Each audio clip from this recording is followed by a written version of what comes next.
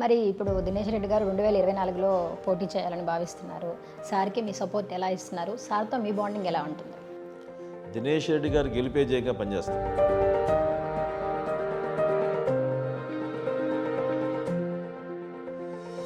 వాళ్ళు తీసుకున్న ఏ నిర్ణయానికైనా సరే కట్టుబడి మేము చేయాల్సిన పని మేము చేస్తాం గెలుపు కోసం.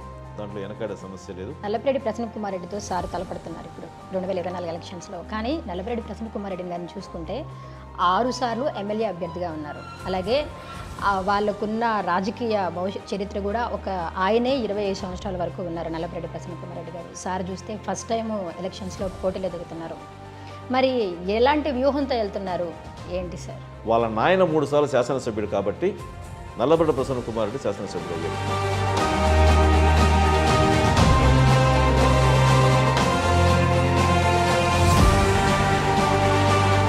నెల్లూరు రాజకీయాలు ఎలా ఉండిపోతున్నాయి?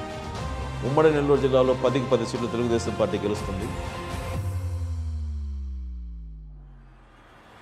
ఇక్కడ శాసనసభ్యులు ప్రసన్న కుమారుడు చేస్తున్నటువంటి అనేక అరాచకాలని దురాగతాలని బయటపెట్టే విషయంలో ముందుంటూ నడుచుకుంటూ